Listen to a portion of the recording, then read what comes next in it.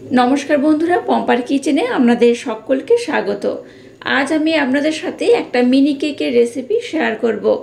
মাত্র 1 কাপ সুজি দিয়ে বানানো এই কেকটা অপূর্ব খেতে হয়। চায়ের সাথে আমরা সবসময় কম বেশি নানা ধরনের বিস্কিট খেয়ে থাকি, তবে চায়ের সাথে এই কেকটা একবার বানিয়ে দেখবেন, অসাধারণ খেতে লাগে। বাচ্চা থেকে বড় আশা করছি সবাই ভীষণ পছন্দ করবে। এই কেকটা দেখতে যেমন সুন্দর, খেতেও কিন্তু তেমনই অপূর্ব হয়। আর এটা বানাতে এতটাই কম সময় লাগে যে কেকটা বানাতে বসিয়ে দিয়ে চা বসিয়ে দেবেন, দেখবেন দুটো একই সাথে হয়ে যাবে। তাই দেরি না করে চলুন আজকের এই অপূর্ব স্বাদের কেকের রেসিপিটা দেখে নেওয়া যাক।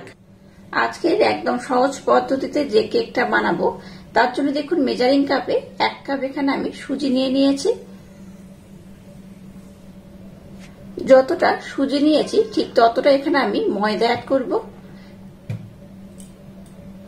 আর মিষ্টির জন্য 1/2 কাপ চিনি ব্যবহার করছি। মিষ্টির পরিমাণটা কিন্তু আপনারা একটু কম বেশি করে দিতে পারেন। দিয়ে দেব সামান্য একটু এলাচ পাউডার আর সামান্য একটু লবণ দিয়ে দিলাম। এবার সমস্ত শুকনো উপকরণ প্রথমে একটু ভালোভাবে মিক্সড করে নেব। এই কেকটা বানানো ভীষণই সহজ, আর এই কেকটা চায়ের সাথে খেতে কিন্তু বেশ মজাদার হয়।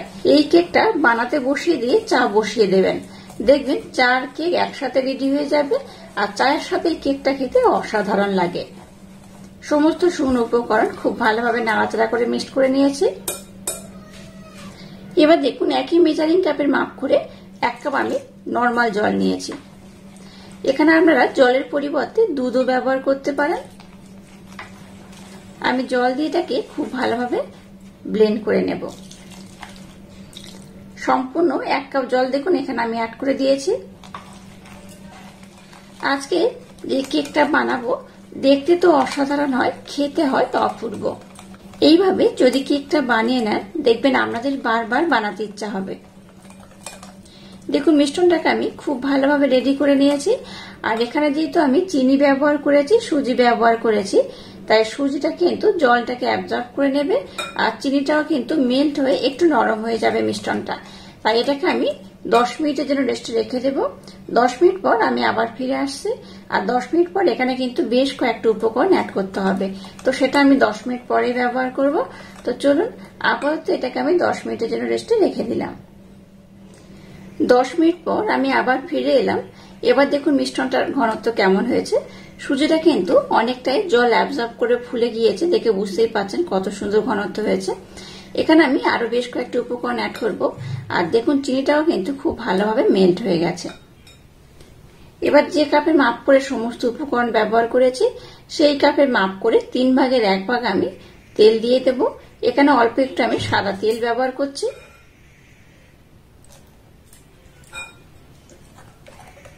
এটাকে আমি আর একবার খুব ভালোভাবে ব্লেন্ড করে নেব।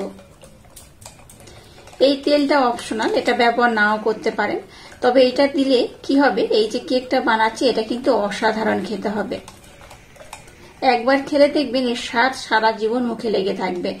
সামান্য কয়েকটা ঘরোয়া উপকরণ দিয়ে বানানো এই কেকটা যে এতটা অপূর্ব খেতে হয়, একবার না বানিয়ে খেলে বিশ্বাসই করতে পারবেন না। তেলটা দিয়ে আবারও দেখুন সমস্ত উপকরণ আমি খুব ভালোভাবে ব্লেন্ড করে নিয়েছি। এবার সামান্য একটু বেকিং পাউডার অ্যাড করব, একদম অল্প করে দিলাম। আর একদম 1 চিমটের মতো দিয়ে দিচ্ছি খাবার সোডা বা বেকিং সোডা। সামান্য একটু ভ্যানিলা এসেন্স দিয়ে দেব 1/2 চামচের মতো। আর একটু সামান্য জল এখানে অ্যাড করব। আবার সমস্ত উপকরণ খুব ভালোভাবে ব্লেন্ড করে নেব। এখানে দেখুন আমি ভ্যানিলা এসেন্স ব্যবহার করেছি, এলাচ পাউডারও ব্যবহার করেছি। আপনারা চাইলে যে কোনো একটা ব্যবহার করতে পারেন। এবার দেখুন ঘনত্বটা কেমন হয়েছে। ঘনত্বটা কিন্তু এইরকমই হবে, খুব যেমন পাতলা নয় আবার খুব ঘনও নয়। এইরকম হলে কিন্তু আজ কেকের রেজাল্টটা একদম পারফেক্ট হবে। আজকে যে কেকটা বানাবো তার জন্য দেখুন এই ব্যাটারের ঘনত্বটা একদম রেডি হয়ে গেছে। চলুন এবার আমি কেকটাকে বানিয়ে নেব। এবার দেখুন গ্যাসটা জ্বেলে দিয়ে এরকম একটা ফ্রাই প্যান বসিয়ে দিয়েছি, যেটার মধ্যে আমরা ইডলি বানাই সেই রকম আমি একটা কড়া বলতে পারেন বা একটা তাওয়া বসিয়ে দিয়েছি। এবার দেখুন একটু সাদা তেল নিয়ে নিয়েছি। তেল দিয়ে এটার মধ্যে খুব ভালোভাবে আমি ব্রাশ করে দেব। খুব বেশি দরকার নেই, অল্প করে দিয়ে ব্রাশ করে দিলেই হবে। এই কেকটা কিন্তু একদম ছোট্ট ছোট্ট হবে, দেখতেও সুন্দর লাগবে, খেতেও বেশ ভালো লাগবে। এই কেকটা যেহেতু আমি ছোট ছোট করে দেব, তাই বানাতে কিন্তু খুবই সুবিধা হবে আর খুব কম সময় লাগবে। এবার যে মিশ্রণটাকে বানিয়েছি এগুলোর মধ্যে দিয়ে দেব। একদম কিন্তু ভরে ভরে দেব না, অল্প করেই দেব, এটা অনেকটাই কিন্তু ফুলে যাবে। যে কটার মধ্যে ধরবে আমি ততগুলো দিয়ে দেব।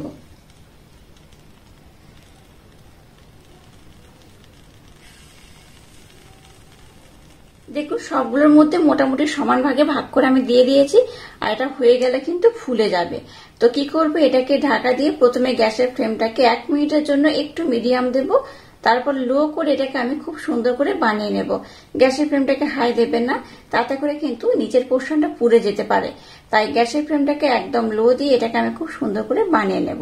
আর এটা হতে খুব একটা বেশি সময় লাগে না, খুব কম সময়ে বানানো হয়ে যায়। তো এটা হয়ে যাওয়ার পর আমি আপনাদের বলে দেব এটা হতে কতক্ষণ সময় লাগলো।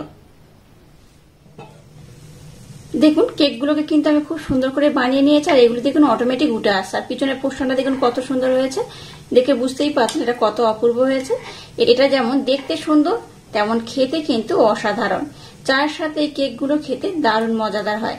আর পিছনের পোর্শন বলুন বা সামনের পোর্শন অসাধারণ হয়েছে। এবার এগুলোকে আমি উঠিয়ে নেব আর গ্যাসটাকে বন্ধ করে দিলাম। এবার দেখুন এইভাবে সবগুলোকে আমি উঠিয়ে নেব।